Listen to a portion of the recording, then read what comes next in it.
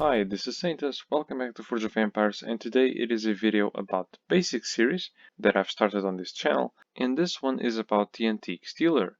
Now, the Antique Stealer was put in last year onto the game with the intent of clearing out your inventory. So, for the majority of players in the game, their inventory was kind of actually worse than my one is right now. It was full of mediocre items, so they weren't absolutely terrible, trash, but they weren't good enough for them to be in the city, and to be honest, it wasn't costing you anything for you to keep them in your inventory, so people just stopped caring about them. However, in order to give you something in return, and obviously clearing out your inventory, which everyone always welcomes, they gave us the Antique Stealer, which trades these items for coins and gems, which are the two currencies that you need in order to buy the stuff that the dealer offers. And how do you get those coins and gems? Well, you can go into your inventory, and basically every item that you can trade will have this little hand over here in the right, and by clicking it, it sends you towards the trading section. And if you want to do it in another way, just click these little plus signs over here with boxes, and it'll take you also to your inventory, and you can select any item that you want. By the way, the values that are shown here regard the 2-hour option, which I'll tell you what it is. So whenever you're trading an item, you have 3 options. So you can either wait 2 hours, 8 hours, or a full day in order to earn those coins and gems. And obviously, the longer you wait, the more you will earn. Also, you have these slots in order to trade as many items as possible at once, and you start off with just 1 available, and you can have a maximum of 5. In order for you to open them and unlock them, you'll need to first trade 10 times for the second one, then 50 times for the third, 150 for the fourth, and a final 400 times in order to unlock that last little slot.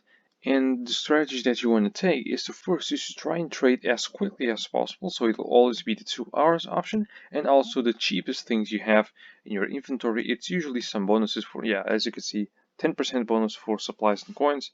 Those are incredibly cheap. Just select as many as you want, for example. Let me just...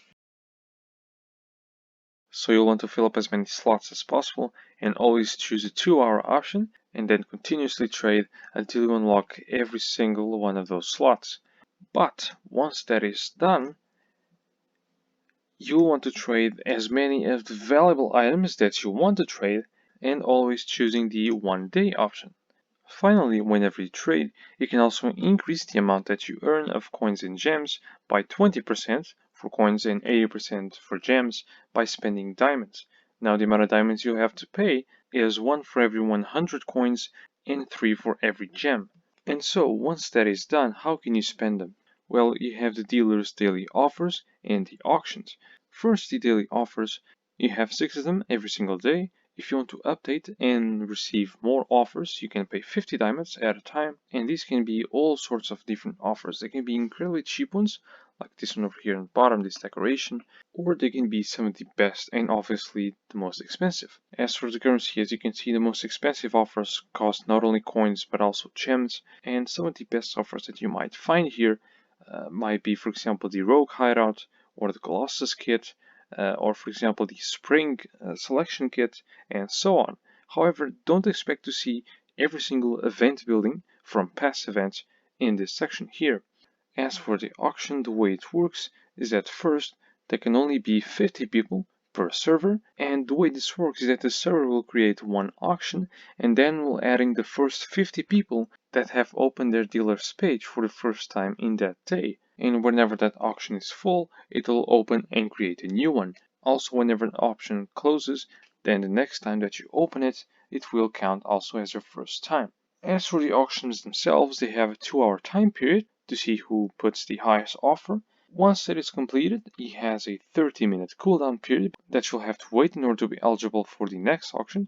However, if someone posts an offer on the last 30 seconds of an auction, it will reset the clock back to 30 seconds, and this continues going on and on until those 30 minutes run out, and only then will the clock not reset back to where it was.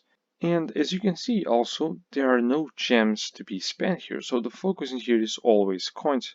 And what are the best offers? Well, this is a little bit better than the daily offers, because, for example, you can have access to these carousels here, or the Marble Royal Entrance, I believe that's how it's called. There's also the Spring Selection Kit, just like in daily offers, and so on.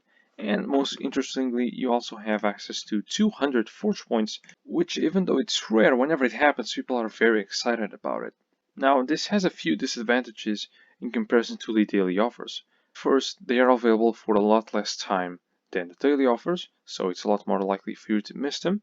Second, and this might be the reason why some people are turned off from the auctions, which is that there's so much competition sometimes within some auctions that the prices just explode and become pretty much unaffordable for the majority of players. And this happens especially, for example, with the 200 force points and those buildings that I've said. They can very easily overtake the 100,000 coins mark and just, for example, 300,000 or even more.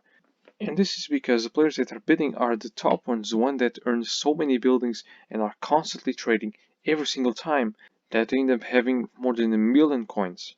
However, on the other hand, in comparison to the 6 daily offers, it is usually a valuable item. You never really have these crappy, very cheap options here, which is usually why you also see very few valuable offers here on the daily offers.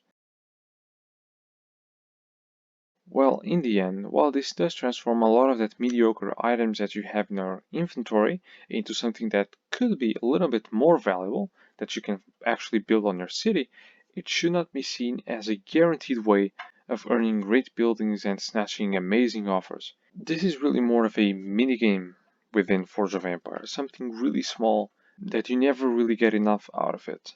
And so that was the Antique Stealer in Forge of Empires. I hope you liked it, and I'll see you next time.